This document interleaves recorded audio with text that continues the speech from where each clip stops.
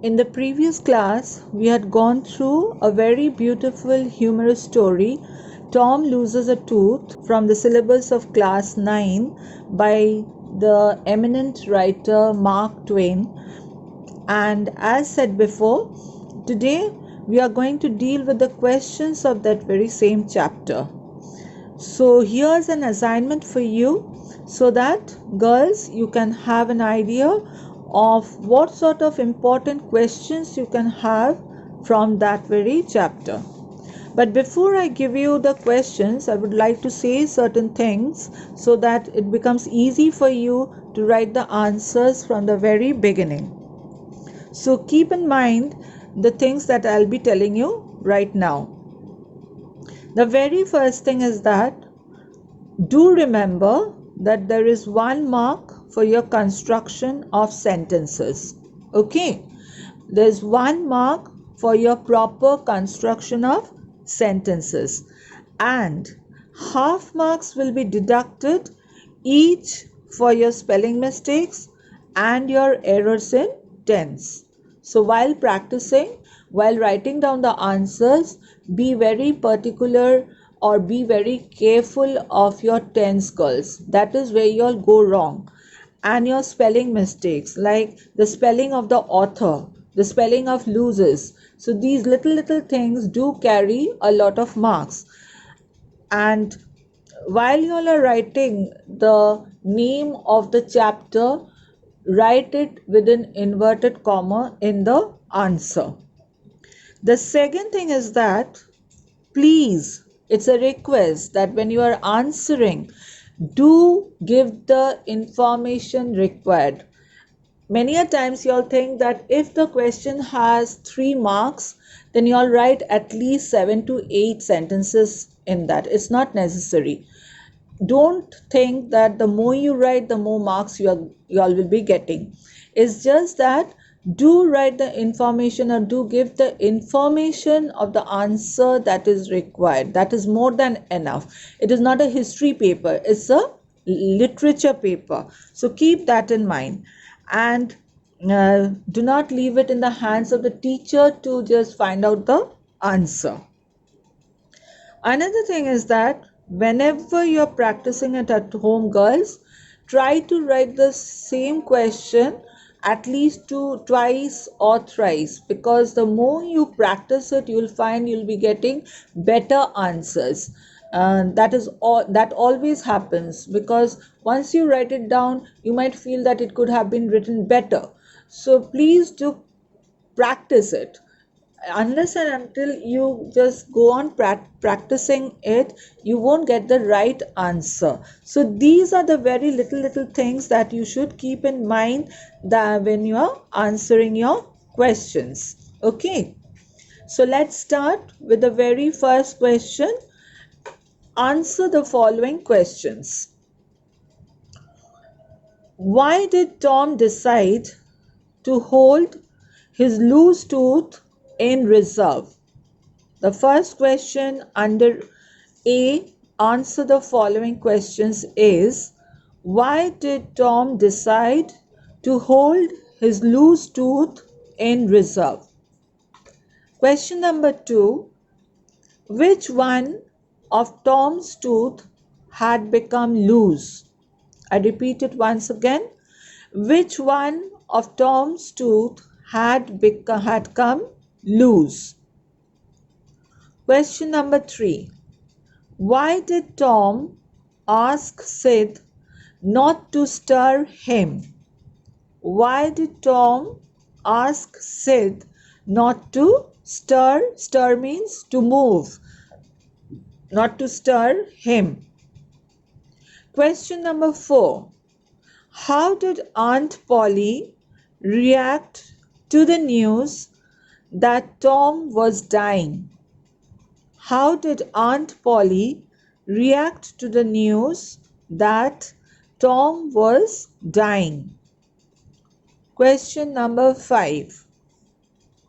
What made school going on Monday odious for Tom? What made school going on Monday odious for Tom. Question number 6. Why did Tom decide to complain of a mortified toe? Why did Tom decide to complain of a mortified toe? Question number 7. What were the dental instruments used by Aunt Polly? What were the dental instruments used by Aunt Polly? Question number 8. Why did Tom decide to complain of a mortified toe? Why did Tom decide to complain of a mortified toe? Number 9. Start with your inverted comma. He felt lucky. He felt lucky. Close your inverted comma, put a hyphen. Who felt lucky and why? Who felt lucky and why? Now, when you are answering a reference to the context, please complete the sentence. Now, many a times we find that girls, you just name the person. You just name the person. Like, Tom felt lucky. Please do write the name of the chapter. Like Tom from the chapter, Tom loses a tooth, felt lucky. Got it? So you complete the whole sentence. Question number 10. Again start with your inverted comma. Suddenly he discovered something. Suddenly he discovered something. Close your inverted comma. Put a hyphen. Whom does he refer to? Whom does he refer to? Give a question mark. Give a question mark. Continue. What did he discover? What did he discover? The next question, girls. Start with your inverted comma. I forgive everybody.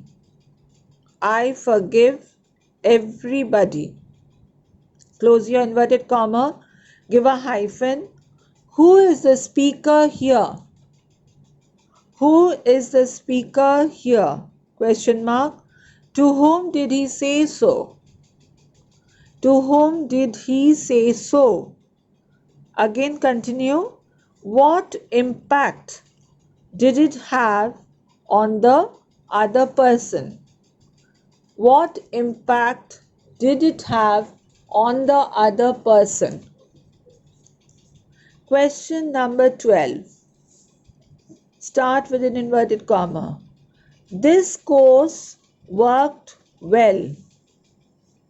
This course, C-O-U-R-S-E. This course worked well. Close your inverted comma. Give a hyphen. Briefly state what worked well. Briefly state what worked well. And the last question, again start with your inverted comma. Tom, it's awful. Close your inverted comma. Who is the speaker? So how are you going to write that?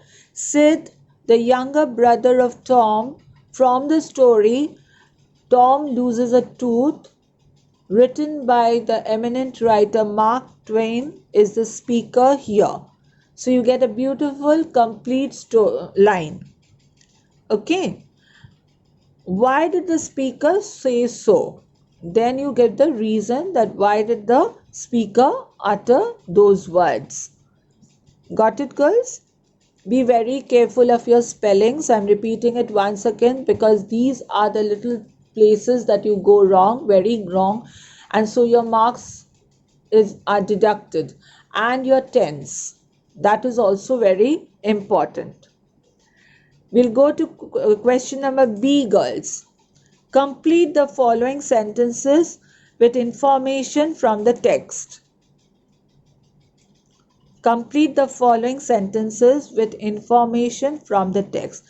Now, for these sentences, I would like to state that you do not have to quote the words from the text. Got it? You need not do that. You just simply have to complete that sentence, but it should be related to that situation or to that incomplete sentence. Okay, so you can write it in your own words. You need not quote the words, but it should be related to that incomplete sentence. The first one, he thought that he had found, and your line continues. He thought that he had found. You have to fill in or you have to complete that sentence. Number 2, he fancied that, and draw a line. Number 3, she flew upstairs with, draw the line to complete that sentence. Number 4, by this time, again the same thing. Number 5, Monday began with, draw the line to complete the sentence. The sentence should be from the chapter.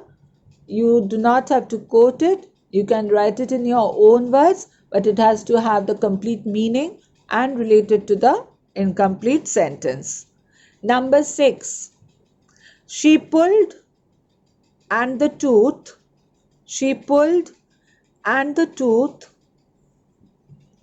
complete it. Number 7, Tom then started a succession of groans. Groans, Groans. Number 8, he investigated his body, and you complete that. So draw a line over there. Okay, we'll go for the question number C. Fill in the chart with information from the text. Fill in the chart with information from the text. So as you can see it in the slide, girls, on the left hand side you have a cause column and on the right hand side you have the effect column, right? So under the cause column you have Aunt Polly flew upstairs with Sid and Mary. Aunt Polly flew upstairs with Sid and Mary. So you have to just write what effect did it have.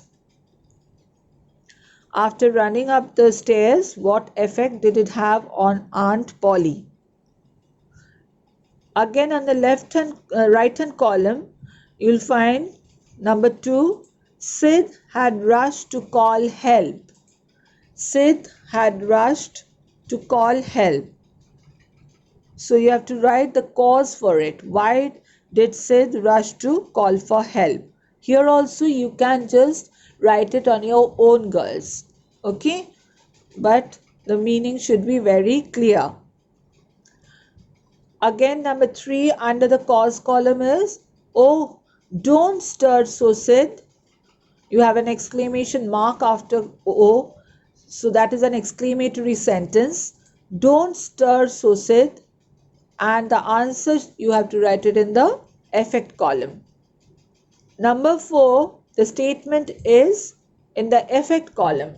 The statement is given in the effect column. So you got there? The old lady sank in a chair. She laughed a little, cried a little. I'll repeat it once again. The old lady sank in a chair. She laughed a little, cried a little. So you have to just write why was her reaction so? What was the cause behind her reaction? And the answer should be in the left hand column under the cause column. Number 5. Here you have the statement under the cause column.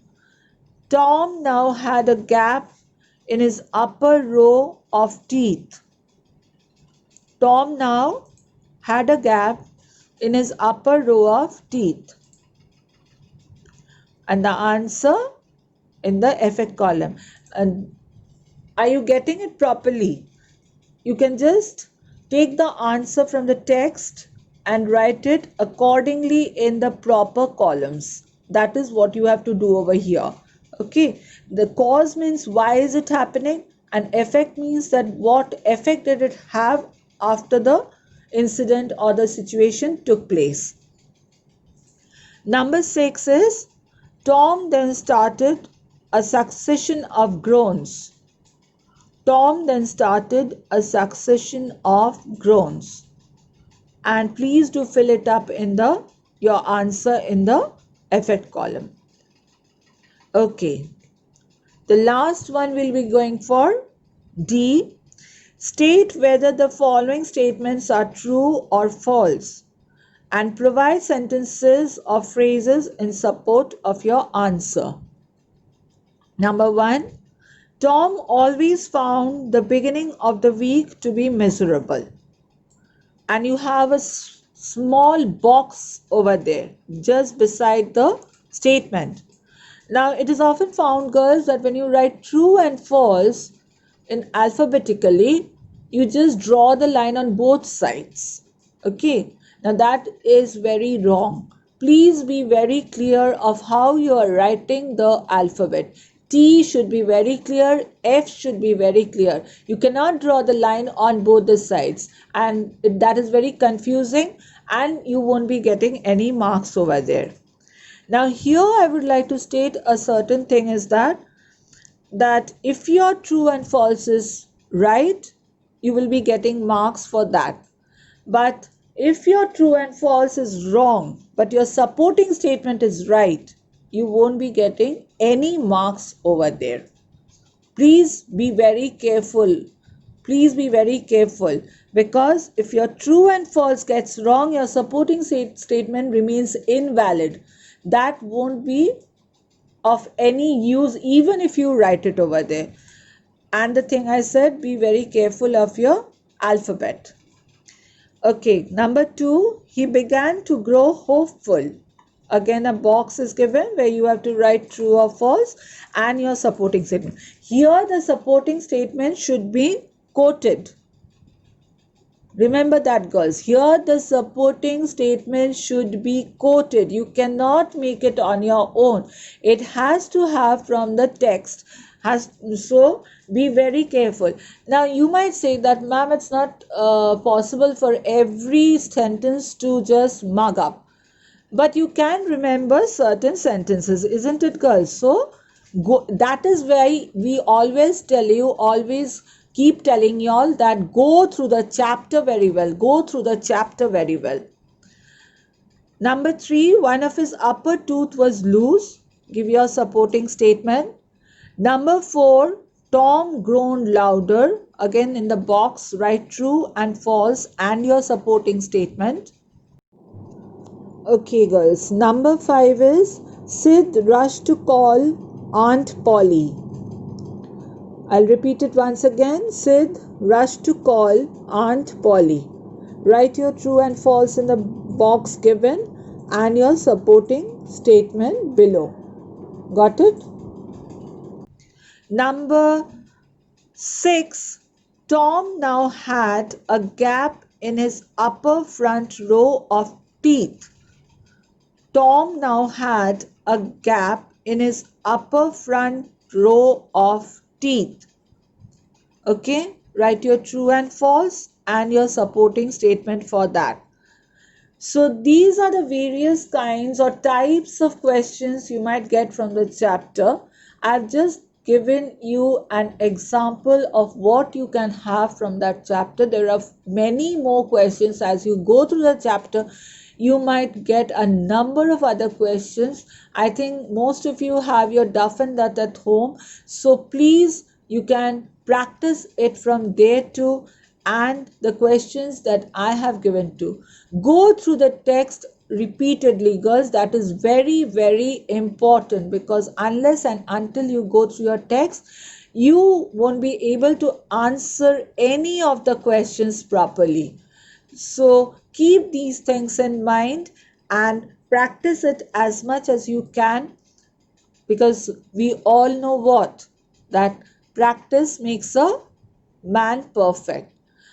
So we'll be in hope of meeting you all very soon. I'll just end it here, and keep well, stay happy, and stay home safe. Thank you.